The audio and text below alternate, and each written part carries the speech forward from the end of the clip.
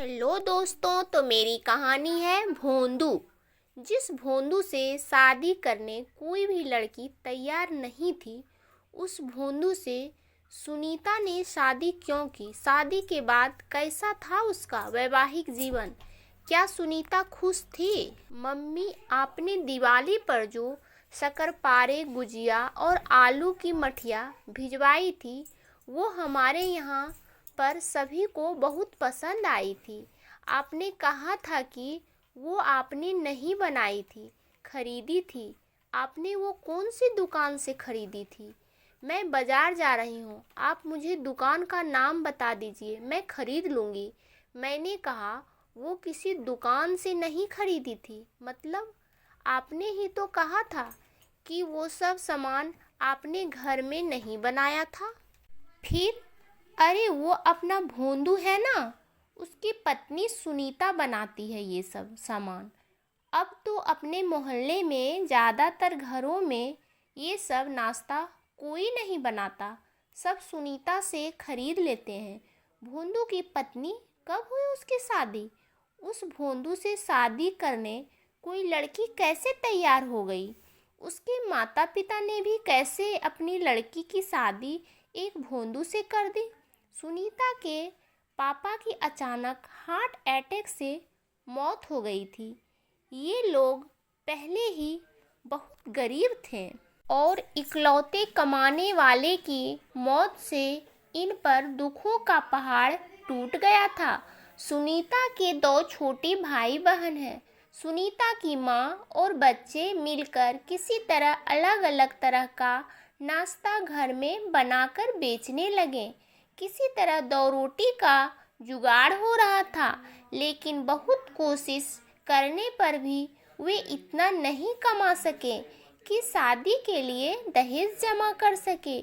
गरीबी इंसान से कुछ भी समझौता करवा लेती है बेटा, लेकिन माँ, अच्छी भली लड़की की शादी भोंदू से करवाना कहाँ का न्याय है? तू भोंदू के यहाँ चली जा, तुझे जो जो सामान लेना है वो ले ले। चाची से और सुनीता से भी मिल लेना। भोंदू भी अब बहुत बदल गया है, लगता ही नहीं है पहले वाला भोंदू है। सुनीता से मिलकर तुझे सुनीता के लिए अफसोस नहीं, गर्व होगा। मैं असमंजस में पड़ गई। सामान खरीदने से ज़्यादा मुझे सुनीता से मिलने की इच्छा तीव्र हो उठी कि ऐसा क्या है सुनीता में जो मम्मी इसकी इतनी तारीफ कर रही है, माना कि उसके हाथ में जादू है। क्योंकि उसके हाथ का बना नाश्ता मैं खा चुकी थी, लेकिन मम्मी तो उसकी कुछ ज़्यादा ही तारीफ कर रही है। भोंदू का घर हमारे घर से 4 घर बाद ही था। भोंदू आदि 3 भाई थे, उनमें भोंदू मंझला था। बड़ा भाई और छोटा भाई तो पढ़ने में ठीक ठाक थे, लेकिन भोंदू का पढ़ाई में मन ही नहीं लगता था। किसी तरह खींच तान कर बाउंड्री पर पास होकर उसने मैट्रिक पास की, इसलिए घर के सभी लोग उसे भोंदू कहकर ही बुलाते थे। जब घर के लोग भोंदू कहते थे तो बाहर के लोग भी उसे भोंदू ही कहने लगे। उसका असली नाम किसी को भी पता नहीं था। ज़्यादा पढ़ लिखा नहीं होने से दोनों भाई उससे अपमानजनक व्यवहार करते। उनके यहाँ किराना की दुकान थी। छोटा भाई और बड़ा भाई तो दुकान मालिक की तरह देखते और भोंदू से नौकरों जैसा काम करवाते। उनके छोटे भाई की शादी हुए 4 साल हो गए थे, लेकिन भोंदू को कौन लड़की देगा, यह सोचकर उसके माता पिता ने भी उसकी शादी के बारे में सोचना छोड़ दिया था। ऐसे में अब भोंदू की शादी उत्सुकता बस पहले बाजार न जाकर मैं भोंदू के यहाँ चली गई। आंगन में ही चाची भोंदू की माँ मिल गई। शिल्पा, तुम कैसी हो? कब आई बेटा? मैं ठीक हूँ। आप लोग कैसे हैं? हम भी बहुत अच्छे हैं। बेटा, अब तो सुनीता जैसी बहू पाकर मैं धन्य हो गई। मैं मन ही मन सोचने लगी कि मेरी मम्मी के साथ साथ चाची भी सुनीता की तारीफ कर रही है। मतलब कुछ तो खास है सुनीता में। बात करते करते ही मैं चाची के साथ घर में गई। एक कमरे में सुनीता मठरियाँ तल रही थी और दो लड़कियाँ मठरियाँ बेल रही थी। साधारण साड़ी में बिना किसी मेकअप के भी सुनीता आत्मविश्वास से भरी हुई बहुत सुंदर लग रही थी। वो बहुत ही गर्मजोशी से मुझसे मिली। उससे मिलकर ऐसा लगा ही नहीं कि हम पहली बार मिल रहे हैं। इतने में भोंदू भी सामान की डिलीवरी देकर वापस आ गया। वो ग्राहकों से बहुत अच्छे से बात कर रहा था। उसके कपड़े पहनने की तरीका सुधर गया था। सबसे बड़ी बात, उसकी हकलाहट भी कम हो गई थी। उसने मुझसे भी बहुत अच्छे से बात की। भोंदू में इतना बदलाव देखकर मैं आश्चर्यचकित रह गई। मम्मी ने बताया था कि भोंदू की शादी को सिर्फ 1 साल हुआ है। सिर्फ 1 साल में इतना परिवर्तन!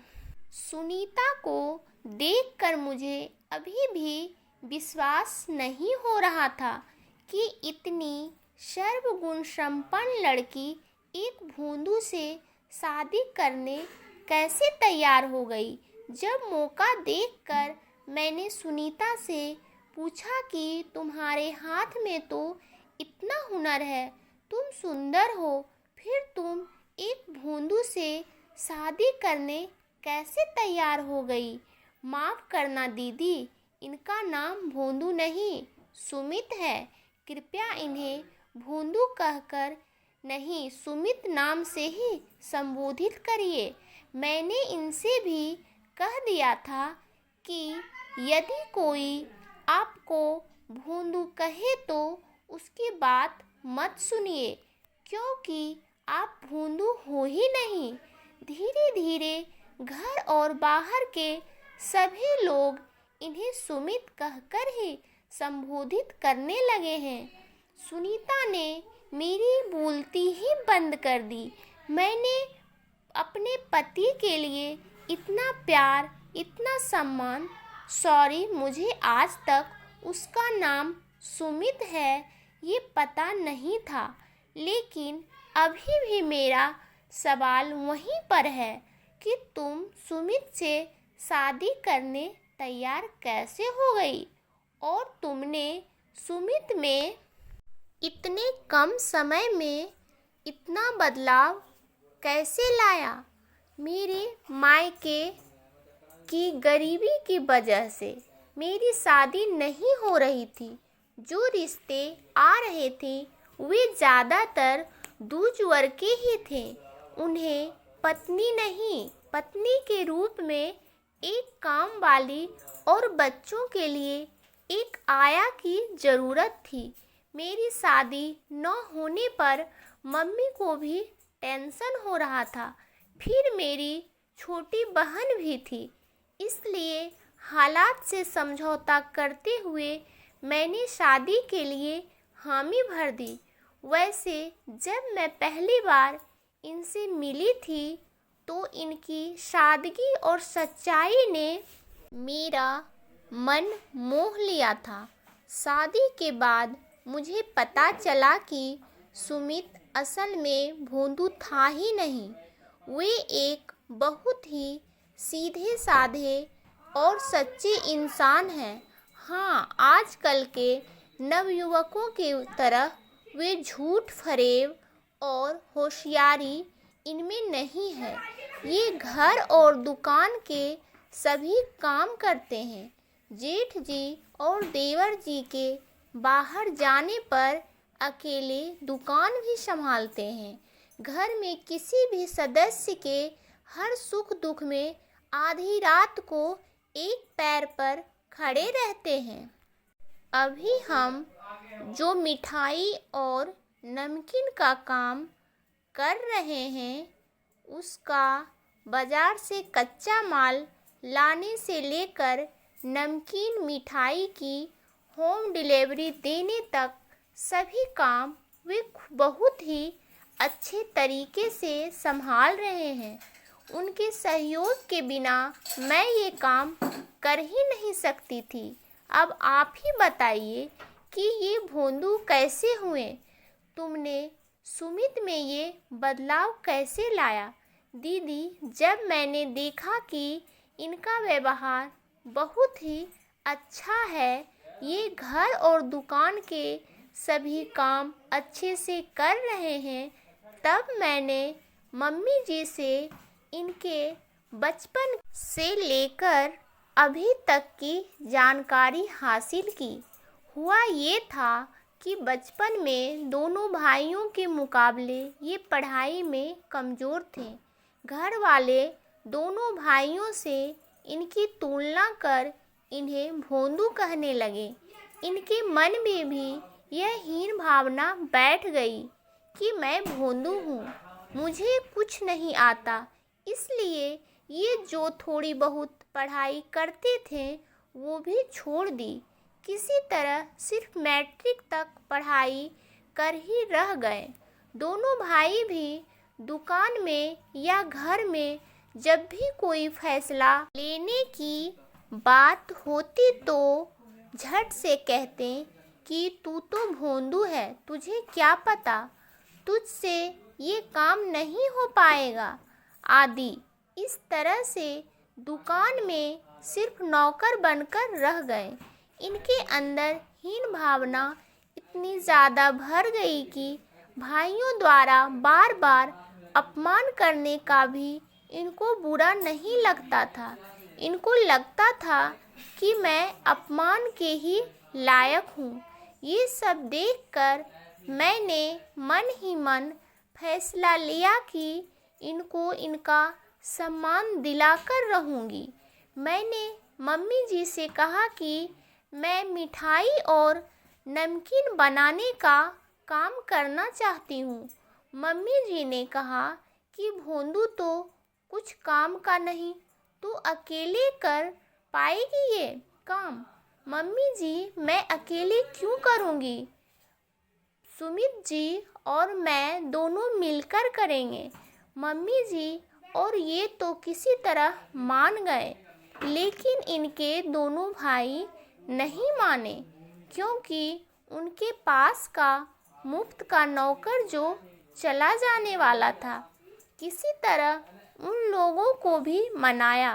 पहले बिल्कुल छोटे पैमाने पर मैं अकेले जितना नाश्ता बना सकती थी उतना बनाकर बेचना शुरू किया। लोगों को मेरे द्वारा बनाया नाश्ता पसंद आने लगा। धीरे धीरे माल की डिमांड बढ़ने पर मैंने मेरी मदद के लिए 2 लड़कियां भी रख ली। मेरी और इनकी मेहनत रंग लाई। परिणाम आप स्वयं देख ही रही हो। सुनीता, मैं तुम्हारे हौसले को सलाम करती हूँ। जिस तरह तुमने सुमित की हीन भावना दूर कर उसमें नया जोश भरा, वाकई वो काबिले तारीफ है। घर आने पर मैं सोचने लगी कि सचमुच आज समाज में ऐसे कई सुमित होंगे जो भोंदू ना होते हुए भी घर वालों द्वारा उनमें हीन भावना भरने से वे भोंदू बन गए। सचमुच यह माता पिता की ही गलती होती है कि वे अपने बच्चों में तुलना कर अनजाने में थोड़े से कमज़ोर बच्चों को और कमज़ोर बना देते हैं। तो दोस्तों, मेरी ये कहानी आपको कैसी लगी? अच्छी लगी हो तो लाइक कर दीजिएगा, चैनल को सब्सक्राइब कर दीजिएगा। धन्यवाद दोस्तों।